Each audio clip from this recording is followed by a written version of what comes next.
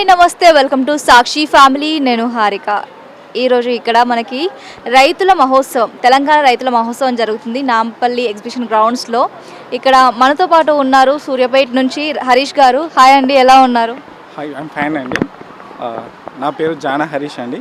ఇక్కడ అంటే మీరు ఫార్మింగ్ చేస్తారా అండి? దేని గురించి చేస్తారు? మేము ఆయిల్ పామ్ని ఎక్స్పోర్ట్ అనేది రైతులకి అవగాహన కల్పించి ఆయిల్ పామ్ వేసుకుంటే మిగతా పంటల కన్నా ఏ విధంగా బాగుంటుంది, రైతులు అవేర్నెస్ కల్పించి వాళ్ళకు ఆయిల్ పామ్ వేయించడం జరుగుతుంది. సో వీటికి సంబంధించిన మొక్కలు ఇవ్వడము అవన్నీ పూర్తిగా మేమే బాధ్యత తీసుకుంటాము. మనకి మామూలుగా పంట వేసినప్పటి నుంచి ఎప్పుడు చేతికి వస్తుంది, దాన్ని ఎలా మనం మార్కెటింగ్ చేస్తామండి? సో దీనికి పంట మార్కెటింగ్ వచ్చేసేది బైబ్యాక్ సిస్టమ్ అండి. దీనికి సంబంధించిన రేటు అనేది ప్రతి నెల అనేది గవర్నమెంట్ 3వ తారీఖున రిలీజ్ చేస్తుంది. సో దానిని మనము రైతులకి ఎవ్రీ మంత్ దీనిలో కాపు కట్టుకు రావడం జరుగుతుంది కాబట్టి దాన్ని మనం ఎవ్రీ మంత్ వాళ్ళు డైరెక్ట్ బ్యాంక్ అకౌంట్లోనే వేయడం జరుగుతుంది. సో దీని ద్వారా రైతుకి ఎలా ఉంటుందంటే మార్కెటింగ్ సమస్య ఉండదు, గవర్నమెంట్ రేట్ ఫిక్స్ చేస్తుంది, బైబ్యాక్ సిస్టమ్ కంపెనీ బైబ్యాక్ చేసుకుంటుంది, మరియు ఎటువంటి దళారీ వ్యవస్థ లేకుండా జీరో దళారీ వ్యవస్థతో పనిచేస్తూ ఉంటుంది. మీరు ఎన్ని ఇయర్స్ నుంచి చేస్తున్నారు సార్?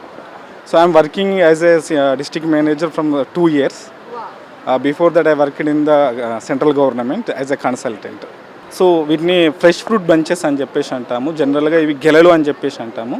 మనం వేసుకున్న 4వ సంవత్సరం నుంచి దిగుబడి స్టార్ట్ అవుతుంది.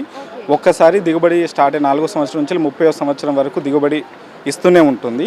ఇది 10వ సంవత్సరం తోటలోకి వెళ్ళి కోసిన గెల అండి. దాదాపుగా 40 kgs మీద దీని వెయిట్ ఉంటుంది. దీనిలోకి వెళ్ళే మనము పామ్ ఆయిల్ తీసి మనము మార్కెటింగ్ చేస్తూ ఉంటాము. ఇక్కడ ఈ ఫ్రూట్స్ నుంచి వస్తుందండి.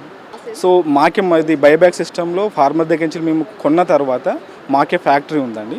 సో మా ఫ్యాక్టరీలో దీన్ని ప్రాసెసింగ్ చేసి ఆయిల్ను ఎక్స్ట్రాక్ట్ చేసి మార్కెటింగ్లోకి సేల్కి ఇస్తాం. సూర్యాపేటలో ఉందా అండి? మనకు ప్రజెంట్ ఇంకా సూర్యాపేట, మాకు నల్గొండ సూర్యాపేట జిల్లాలో గవర్నమెంట్ ఫ్యాక్టరీ జోన్ కింద అలొకటి జరిగింది.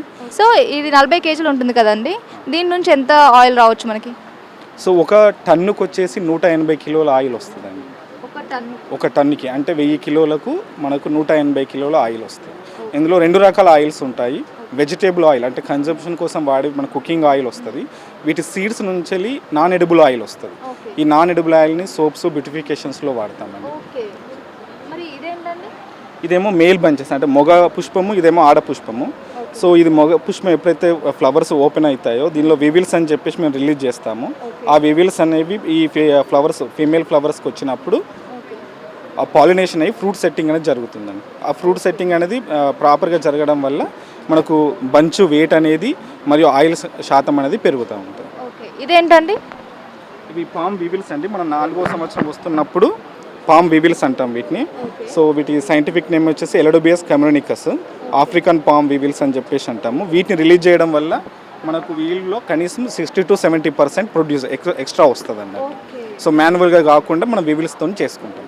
అయితే ఇంకొక ఇంట్రెస్టింగ్ థింగ్ ఏంటంటే ఇక్కడికి రాగానే నాకు ఆ చెట్టుకి డబ్బులు ఉన్నాయి.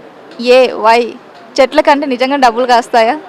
సో ఆయిల్ పామ్ వేసుకుంటే కంపల్సరీ ఆయిల్ మాది వేసుకున్న రైతులకైతే డబ్బులే వస్తాయండి. గెలలు మనకి ఎందుకంటే మిగతా పంటలతో పోలిస్తే రైతుకు పండించడం ఒక టాపిక్ అయితే, దాన్ని అమ్ముకోవడము మరియు మార్కెటింగ్ ఇవన్నిటి గురించి, తర్వాత ప్రకృతి వైపరీత్యాల గురించి ఇవన్నీ పెద్ద సమస్యలుగా ఉన్నాయి కాబట్టి సో ఎటువంటి మార్కెటింగ్ సమస్య లేకుండా, తర్వాత మనకు ఎటువంటి దళారీ వ్యవస్థ లేకుండా కంప్లీట్ 100% ట్రాన్స్పరెన్సీతో ఉన్న ఏకైక పంట అనేది ఆయిల్ పామ్ అన్నమాట.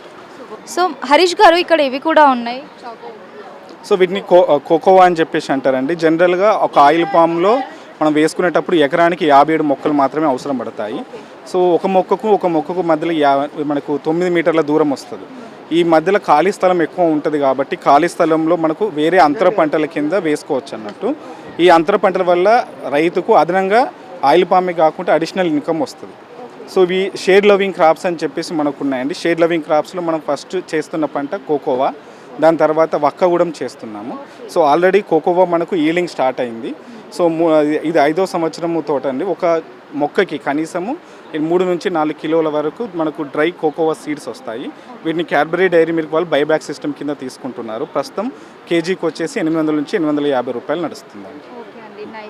కానీ మరి వీటికి ఏం ప్రాబ్లం ఉండదా అండి మళ్ళీ ఈ మొక్కలకి? సో ఎటువంటి ప్రాబ్లం లేకుండా ఉండడం కోసమే ఇది షేడ్ లవింగ్ క్రాప్ అంటే దీని మీద నీడ పడాలి. సో మనం ఈ క్రాప్ని ఎప్పుడు రికమెండ్ చేస్తామంటే ఆయిల్ పామ్ అనేది 3వ సంవత్సరం అటెండ్ అవుతున్న తర్వాతనే రికమెండ్ చేస్తాం. సో అప్పుడు కంప్లీట్గా మనకు షేడ్ వస్తుంది, ఆ షేడ్ కింద మనకి కోకోవా పెరుగుతుంది అన్నట్టు. రెండు యుగం మాది మల్టీ లెవెల్ క్రాపింగ్ సిస్టమ్ అని చెప్పేసి అంటాము.